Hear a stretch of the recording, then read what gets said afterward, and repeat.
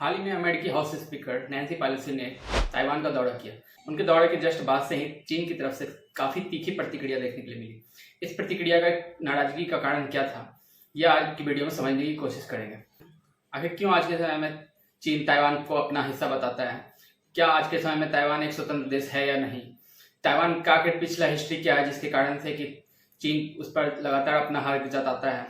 और ताइवान भी क्यों आज के डेट में यूनाइटेड नेशन का मेंबर नहीं है? इन सभी सवालों के जवाब आपको इस वीडियो में मिलने वाले हैं, तो कृपया वीडियो को लास्ट तक बने रहें। असल चीन और ताइवान का विवाद बहुत लंबे समय से चला आ रहा है।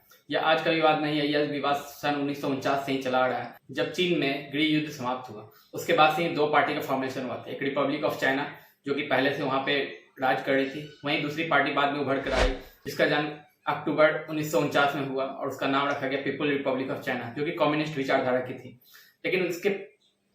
लेकिन आज की विवाद का जो जड़ है उसके लिए हमें कुछ और पहले इतिहास में जाना पड़ेगा कि आखिर क्यों चाइना उस पर अपना हक जताता है और उस पर पहले ताइवान में किस किस राजाओं ने राज किया था। आज के समय में ताइवान में 23 मिलियन से ज्यादा लोग रहते हैं। सबसे पहले वहाँ एस्ट्रोनेशियन समुदाय के लोग रहते थे, जो कि mainly south east Asia, Cambodia और मेडागास्कर के आसपास के रहने वाले लोग थे। लेकिन कुछ समय के बाद वहाँ पे यूरोपियन डच लोग आए जिन्होंने कुछ एरिया को अपने कब्जे में ले लिया और वहाँ पे अपना शासन करना शुरू कर दिए। लेकिन कुछ समय के बाद वहाँ पे चाइनीज राजाओं ने आक्रमण किया। जैसे जो स्पेशली मेन लंबे समय तक राज किया था वो थी किंग डायनेस्टी ने। फिर कुछ दिन के बाद वहाँ पे जापानीज ने आक्रमण किया। जापानियों के आक्रमण के बाद वह क्षेत्र जापान के कंट्रोल में चला गया। उसके बाद हुआ फर्स्ट साइनो जापानीज वॉर, जिसके बाद 1895 में ट्रीटी ऑफ साइमोनोसेकी की गई, जिसके बाद से ही पूरे ताइवान के एरिया पे जापान का कंट्रोल हो गया। लेकिन वहाँ पे यह ज़्यादा दिन तक टिक नहीं पाया और लगभग 40 साल के बाद जो वर्ल्ड वार 2 में जापान की बुरी तरह से हार हुई और चूंकि वहाँ पे किंग डायनेस्टी पहले से राज करती थी, इसलिए एलाइड पावर ने जापान पे प्रेशर बनाकर वह क्षेत्र चाइना के कंट्रोल में डाल दिया, जिसके बाद से वह चाइना के कंट्रोल में चला गया।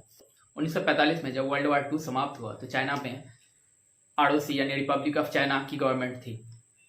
लेकिन वहाँ पे सिविल वार शुरू हो चुका था, जहाँ पे कि कम्युनिस्ट जो पार्टी थी वह हावी हो रही थी। फाइनली 1945 से लेकर 1949 तक चाइना में सिविल वार चला और 1 अक्टूबर 1949 को पीपल रिपब्लिक ऑफ चाइना यानी पीआरसी गवर्नमेंट की स्थापना हुई और आरओसी की जो गवर्नमेंट थी उसको देश छोड़ के जाना पड़ा। और जो आरओसी के जो सपोर्टर थे, लगभग 1 लाख सपोर्टर के साथ आरओसी के जो पार्टी के जो लोग थे वो जाकर ताइवान आइलैंड पे जाके बस गए। वहाँ पे जाके उन्होंने एक अलग गवर्नमेंट की स्थापना की। लेकिन उन्होंने आरओसी गवर्नमेंट ने ही जो रिपब्लिक ऑफ चाइना जो पहले वहाँ पे राज करे थे, उन्होंने भी मेनलैंड चाइना पर अपना अधिकार जमाना कभी नहीं छोड़ा और वह अभी भी मानती है कि जो मेनलैंड चाइना है उस पर आरओसी यानी रिपब्लिक ऑफ चाइना का अधिकार है। लेकिन आज के समय में ये पॉसिबल नहीं हो पाया। वहीं पीआरसी जो पीपल रिपब्लिक ऑफ चाइना जो कम्युनिस्ट विचारधारा की सरकार है, वो आज भी मानती है कि जो ताइवान है उस पर उनका अधिकार है, क्योंकि वन चाइना पॉलिसी के तहत पूरे चाइना के क्षेत्र पे सिर्फ एक ही पार्टी अधिकार राज कर सकती है। लेकिन आज के समय में जो सिचुएशंस है वो है 2 क्षेत्र और 2 गवर्नमेंट आज के देश में राज कर रही है। अब बात करते हैं यूनाइटेड नेशन की।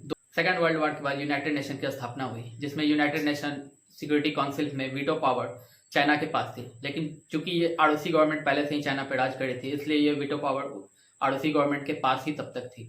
लेकिन धीरे धीरे सिचुएशंस बदला। जो आरओसी की गवर्नमेंट, जो ताइवान की गवर्नमेंट थी, वो कमजोर होती चली गई और जो मेनलैंड चाइना पे पीआरसी की गवर्नमेंट राज कर रही थी वह स्ट्रांग होती चली गई।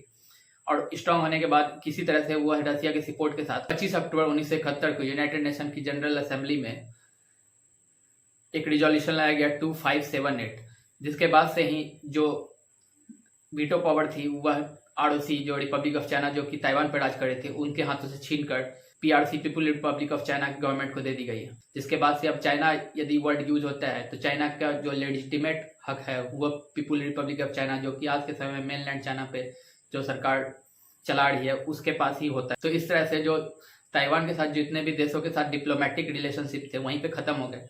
हालांकि जब ये रिजोल्यूशन लाया गया उसके पहले जो आरओसी की गवर्नमेंट जो उस समय प्रेसिडेंट थे चियांग काई शेक, उनसे यह इन्विटेशन दिया गया कि वह ताइवान को यूनाइटेड नेशन सिक्योरिटी काउंसिल में एक न्यू देश के रूप में रिकॉग्निशन दिलवा सकते। लेकिन उन्होंने भी वन चाइना पॉलिसी को अपनाते हुए उन्होंने भी जताया कि नहीं, पूरा चाइना एक ही है, इसलिए उन्होंने भी एक न्यू गवर्नमेंट और एक न्यू देश की जो बनाने की प्रस्ताव थी उसको पूरी तरह से ठुकरा दिया।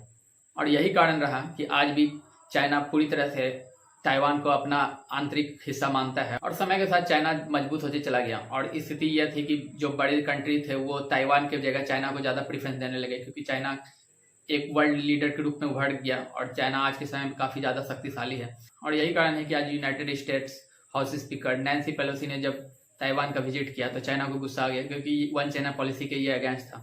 हालांकि वन चाइना पॉलिसी को अमेरिका भी अपने इंटरेस्ट में पूरी तरह से सपोर्ट करता है। आज करंट जियोपॉलिटिक्स की बात करें तो आज के समय में ताइवान लगभग $790 बिलियन की गुड्स और सर्विस साल भर में प्रोड्यूस करता है। ताइवान पूरे वर्ल्ड में इलेक्ट्रॉनिक सेमीकंडक्टर की पूरे डिमांड की 20% डिमांड को अकेले पूरा करता है।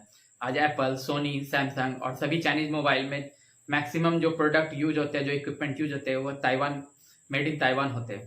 ताइवान की TSMC ताइवान सेमीकंडक्टर कंपनी जो आज चिप बनाती है, यदि वह आज के समय में चिप बनाना बंद कर दे तो वर्ल्ड में इलेक्ट्रॉनिक्स और सेमीकंडक्टर गुड्स की एक बहुत बड़ी शॉर्टेज क्रिएट हो जाएगी और वर्ल्ड में जो भी इलेक्ट्रॉनिक्स इक्विपमेंट आप देख रहे हैं, चाहे वो टीवी हो चाहे मोबाइल हो, इसकी दाम में बहुत ज़्यादा तेजी देखने के लिए मिलेगा।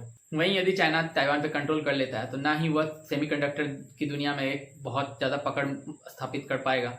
वहीं जो ताइवान की जो दूरी है चाइना से वह लगभग 160 किलोमीटर के आसपास ही है। लेकिन यदि ताइवान उसके कंट्रोल में हो जाता है तो पैसिफिक ओशियन में जाने का जो ताइवान के थ्रू जो रास्ता है वो चाइना के कंट्रोल में आ जाएगा, जिसके बाद से पैसिफिक ओशियन के लिए और ट्रेड करने के लिए चाइना के रास्ते खुल जाएंगे। और यदि ताइवान पे कब्जा हो जाता है तो चाइना कहीं ना कहीं पैसिफिक ओशियन के रास्ते अमेरिका से और ज़्यादा नज़दीक होगा।